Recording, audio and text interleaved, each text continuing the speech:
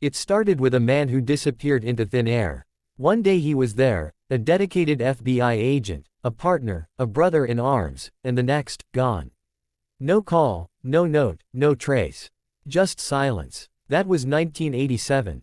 Dallas. Special Agent Nathan Raines walked out of his office for what he thought was a routine meeting with an informant, and he never came back.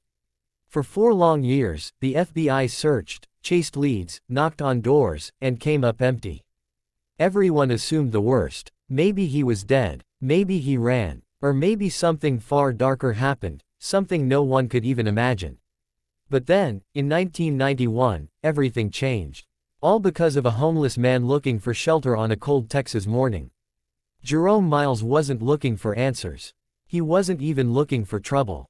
He was just trying to get out of the rain, searching for a dry corner to sleep, when he broke into an abandoned storage unit on the edge of Denton. What he found inside wasn't junk. It wasn't old furniture or forgotten boxes. It was a nightmare. A chair with straps, bloodstains on the floor, tools laid out like they belonged in a dentist's office, only these weren't for healing. And in the middle of it all, something that made his hands shake, an FBI badge. Nathan Raines' badge. He didn't sell it. He didn't hide it. He walked straight into the police station, scared, confused, and said, "You need to see this." That one decision, one act of conscience from a man with nothing, lit a fuse. And when the call came in, it reached the ears of one person who never stopped believing Nathan was still out there, his former partner, Agent Mark Callahan. Mark had spent 4 years carrying the weight of Nathan's disappearance. They weren't just co-workers, they were family. They'd chased down criminals, covered each other's backs, trusted each other with their lives. And when Nathan vanished, Mark didn't just lose a partner. He lost a piece of himself. So when he heard that badge had been found, something inside him snapped back to life. This wasn't just another cold case. This was personal. Mark drove through the Texas gray, heart pounding, mind racing. What could have happened in that storage unit? Why was Nathan's badge left behind like a message? When he arrived, the scene hit him like a punch to the gut. The walls were covered in aluminum foil, not just taped up, but completely lined, like someone didn't want anything getting in or out. Not sound, not signals, nothing. And in the center, that chair, bolted to the floor, leather restraints hanging loose, stained with old blood. This wasn't a crime scene. This was a torture chamber. Someone had used this place to break people. And they'd kept it hidden for years. But here's what chilled Mark to his core: the place was clean. Too clean. The blood had been scrubbed, the tools wiped down, the room staged like a sick exhibit.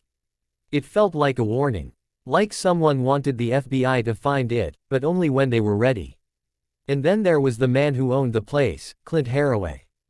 A wealthy real estate developer, a big donor to the police department, a guy who ran charities and smiled for photos with kids. He showed up calm, concerned, even helpful, handing over a thick ledger with rental records like he had nothing to hide. But Mark couldn't shake the feeling. Something was off. The way Clint's eyes lingered on the unit. The way he offered to help too quickly. And those photos in his office, dozens of them, all showing groups of young girls and women, mostly from other countries, standing stiffly beside him like they didn't want to be there. He called it charity work. He said he ran an orphanage near the border. But why so many kids? Why so many different faces over the years? Then came the first real crack in the story. Jerome, the homeless man, mentioned something during questioning, late-night visits. Vans showing up at 2 or 3 in the morning. Men and women getting out, groups of women and kids being taken inside units, staying for a while, then leaving. He didn't know what was happening, but it made his skin crawl. And then there were the cameras, new ones, professional grade, pointed right at the entrance of the storage facility. Not there for security, for control. Someone was watching. Someone was keeping track. Mark dug deeper. He followed a lead to Clint's so-called orphanage, the House of Renewed Light. On the surface, it looked legit. Clean walls, kids in uniforms, a director who spoke perfect English with an Eastern European accent. But inside, the air felt heavy. Cold. The kids moved in silence. The staff watched them like guards. And then Mark met Dara, a teenage girl from Cambodia, trembling as she handed him a cup of coffee. She looked at him and whispered, "They took my friend. I know where they are." Her voice was barely above a breath, but it hit Mark like a thunderclap. She said children were being taken, not for adoption, not for a better life, but for something else. Something dark. And she said she was next. Suddenly, this wasn't just about Nathan anymore. This wasn't just about one missing agent. This was bigger, deeper, a network, a system. And Clint Haraway wasn't just a suspect, he was the tip of an iceberg. Mark knew he was running out of time. If Dara was telling the truth, another girl was out there right now, maybe in the same kind of room where Nathan had suffered. Maybe in a place no one had even found yet. So he made a choice. He took Dara with him, under the watch of a nervous staff member, driving deep into the rural outskirts of Ponder County, following her shaky directions down a dirt road hidden by brush. No backup. Not yet. Just instinct. And the growing dread that he was about to see something no human being should ever see. The land was dead. Dry fields, broken fences, the skeletons of old farm equipment rusting in the sun. And at the top of a hill, an abandoned vineyard, the Benedetti property, rotting and forgotten. But as Mark got closer, he saw fresh tire tracks. A black SUV parked near the main house. The same one he'd seen outside Clint's mansion. His hand went to his gun. He called for backup, but he didn't wait. He walked toward the cellar door, flashlight in one hand, weapon in the other. And then he heard it, a cough. Weak, broken, coming from underground. Not just any cough. A cough he hadn't heard in 4 years. A cough that once belonged to his best friend. What Mark found down there would shake the FBI to its core. Bodies in a wine tank. A hidden prison. A man who should have been dead, alive, but barely. And a secret so twisted, it would expose a trafficking ring that had been operating under everyone's nose for years. But that's a story for the next part. Because what happened in that cellar wasn't just a rescue. It was a reckoning. And the truth about Nathan Raines, what he endured, what he revealed, and what he still carries with him, changes everything. The air in that underground cellar was thick with the smell of sweat, rust, and something sour, like old medicine and fear. Mark didn't flinch. He just kept his hand on Nathan's shoulder, like he was afraid his partner might vanish again if he let go. Nathan's skin was cold, stretched too tight over his bones. His eyes, once sharp and full of fire, were sunken, haunted. But they were alive. That was the miracle. After 4 years of silence, of dead ends, of Mark visiting Nathan's empty apartment just to make sure no one had broken in, here he was, broken, yes, but breathing. And he remembered him. Mark, he whispered again, like testing a word he hadn't used in years. You came. Mark swallowed hard. I never stopped looking. Outside, the chaos of the rescue was still unfolding, sirens, shouted orders, EMTs moving fast. But in that moment, it was just the two of them, standing in the wreckage of what had been done. Nathan tried to sit up straighter, winced, and gave up. They were going to kill me today, he said, voice cracking. That needle, potassium chloride. Stops the heart. Clean. Quiet. They said I was no use anymore. That the FBI was getting too close. Mark didn't answer right away.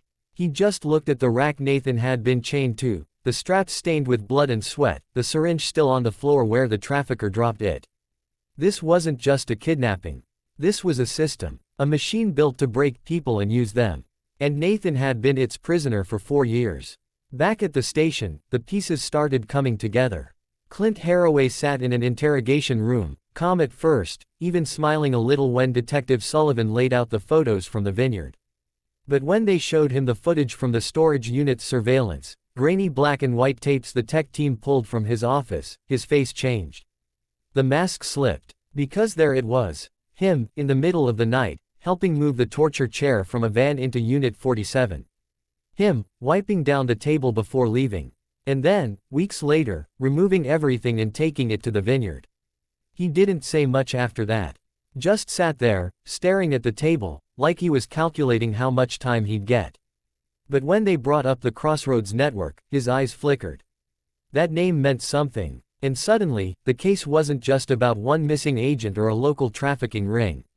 It was bigger, international. A web of shell companies, fake orphanages, corrupt border officials, and private properties used as transit points for women and children being moved across the country. Nathan had been chasing it in 1987. And now, because of one homeless man and a scared teenage girl, it was unraveling. Meanwhile, Dara and Savannah were safe in the hospital, wrapped in blankets, finally eating real food. A CPS worker named Janet stayed with them, but Mark visited every chance he got. He wanted to understand, not just the facts, but how someone survives something like that. Dara told him, in pieces, between nightmares and quiet moments. She wasn't an orphan. Her parents had been promised she'd get an education in America. They paid a man in Phnom Penh, handed over their daughter, and never saw her again. The journey was months long, hidden in trucks, kept in basements, moved from one safe house to another. When she arrived at the House of Renewed Light, she thought it was over. But it was just the beginning. They call it adoption, she said, voice barely above a whisper. But it's not. They pick who they want. Take them in the night. No papers, no names, just gone. And if you weren't chosen, you stay, you clean, you wait, or you get sick. And then, she didn't finish. She didn't have to. The woman in the tank had told Mark everything with her last words. But the deeper Mark dug, the more he realized how close to home this went. The FBI had missed everything. Nathan's disappearance had been written off as a possible rogue operation, maybe he'd gone off the rails. No one followed up on the trafficking angle with real urgency. And now, finding out that the Crossroads network had been using that intel, Nathan's intel, to stay ahead of the law for years, it was a gut punch. Not because Nathan had broken, anyone would have. But because the system had failed him. Failed all of them. And the worst part, Clint Haraway wasn't some underground monster. He was at charity galas. He shook hands with mayors. His name was on buildings. And no one questioned it. Then came the call from forensics. The fingerprints on the torture chair didn't just match people at the vineyard, they matched a nurse from a Dallas clinic, a man who worked in city utilities, even a low-level customs officer. These weren't random thugs. They were people with access, with cover, with the ability to move unnoticed. The network wasn't just hiding in the shadows, it was woven into the system. And that meant there were still people out there. People who knew Clint was caught. People who might be cleaning up loose ends. Mark felt the pressure like a weight on his chest. Nathan was in surgery, infected wounds, organ damage, the doctors weren't sure he'd make it. Dara and Savannah were targets just for knowing too much. And the investigation was moving fast, but not fast enough. Then, late that night, a call came in from a payphone near the old scrapyard. A shaky voice, Jerome Miles. They came looking for me, he said. Two men, dark SUV, asking around. I don't think they're police. Mark was out the door in seconds. By the time he got there, Jerome was gone. No sign of struggle, but his usual spot, a broken-down van behind the scrapyard, was empty. And on the ground, a single FBI baseball cap. Nathan's cap. The one from the storage unit. Someone was sending a message. We know who's involved. We're still watching. Asterisk. The next morning, a body was found in a drainage ditch outside Denton. Not Jerome, thank God, but one of the lower-level traffickers who'd been picked up. He'd been released on a technicality the night before. Now he was dead, throat slit. A warning. The network was still active. Still dangerous. And they were scared. Which meant they were desperate. Mark knew then, this wasn't over. Clint might be in custody, but he wasn't the top. He was a middleman, a facilitator. And the people above him. They were still out there. Watching. Waiting. And now, they knew the FBI was closing in. Mark stood outside the hospital, the morning sun doing nothing to warm the chill in his bones. He looked at his phone, no word on Jerome. No new leads on the higher-ups. But he had something they didn't. Nathan was alive. Dara had spoken. And for the first time in 4 years, the victims weren't silent. The truth was out. And no matter how deep the network ran, no matter how many powerful people were hiding behind money and lies, Mark wasn't backing down. Because this wasn't just a case anymore. It was personal. It was about the man in the hospital who'd suffered for years. The girl who'd found the courage to speak. The homeless man who'd done the right thing when no one else would. And it was about justice, not just for Nathan, but for every person who'd been taken, broken, and thrown away. The fight had just begun. And Mark knew one thing for sure, he wasn't going to let them win. Not this time. The hospital hallway was quiet that night, the kind of stillness that only comes in the early hours when the world feels like it's holding its breath. Mark sat in a worn chair outside Nathan's room, sipping cold coffee from a paper cup, watching the nurses come and go. The adrenaline of the rescue had worn off, replaced by a deep, bone-tired weight. But he couldn't leave. Not yet. Not when everything they thought was over was just beginning to unfold. Because Clint Haraway wasn't talking just to the FBI. He was enjoying it. The next morning, during a routine check-in with Agent Chen, Clint calmly dropped a name that made Mark's blood freeze. "You might want to talk to someone in your own building," he said with a smirk. "Someone who made sure your search for Agent Raines kept hitting dead ends." Then he named a senior FBI supervisor, a man who'd been on the task force since day one, a man who'd patted Mark on the back and told him, "We'll find him, son." Only he never wanted to. He was on the payroll. Not just paid off, but deep in. He'd buried leads, redirected investigations, and even planted false trails to throw them off the scent of the Crossroads network. And all of it, every victim, every year Nathan suffered, could have been stopped if the truth hadn't been buried from the inside. Mark didn't react at first. He just stood there, staring at the one-way glass, watching Clint sip water like he'd just shared the weather. But inside, something broke. Not anger. Not even grief. It was betrayal, the kind that cuts deeper than any knife. The man he'd trusted, the system he'd sworn to serve, had failed Nathan in the worst way possible. And it wasn't just about one corrupt agent. It was about how easy it is for evil to hide when it wears a badge. But even that wasn't the end. As the investigation widened, they found something in the financial records, offshore accounts, shell companies, millions funneled through fake charities. And one name kept showing up, Mrs. Volkov, the director of the orphanage. She wasn't just following orders. She was one of the original founders of the Crossroads network. A former government official from Eastern Europe who'd fled after war crimes allegations, only to rebuild her empire in the shadows of America. She'd been handpicking the children, grooming them, selling them to the highest bidders, politicians, businessmen, people with power and secrets to protect. And the special adoptions. That was their code. A sick joke. These weren't families. They were prisons. The news hit Dara and Savannah hard. They'd looked up to Mrs. Volkov, feared her, but still, in some twisted way, depended on her. When Mark told them, Dara just stared at the floor. Then she said, "She told me I was lucky. That I was going to a good home." Savannah reached for her hand. They didn't cry. They just held on, like they were each other's anchor in a world that had tried to drown them. The arrests came fast after that. The corrupt supervisor was taken into custody at his home, still in his bathrobe, trying to burn files in the backyard. The offshore accounts were frozen. The network started to crumble, link by link. But Mark didn't feel victorious. He felt exhausted. Because justice wasn't a single moment. It was a long, painful process, for the victims, for the survivors, for the people who had to carry the truth. Nathan stayed in the hospital for weeks. The doctors said his body would heal, slowly. But his mind, that was a different story. He barely slept, flinched at loud noises, and sometimes stared at the wall for hours. But he wasn't broken. Not completely. Because every few days, Dara and Savannah would visit.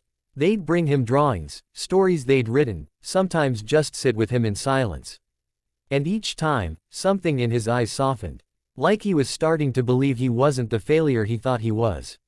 One afternoon, Mark brought Jerome Miles to the hospital.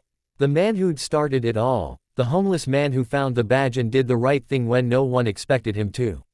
He walked in nervous, hands in the pockets of a donated coat, but when Nathan saw him, he tried to stand. Jerome stopped him. "You don't gotta do that," he said. "You've done enough." And then, in front of everyone, Jerome said, "I found your badge because I used to be like you. I had a job, a family, a life. Then I lost it all.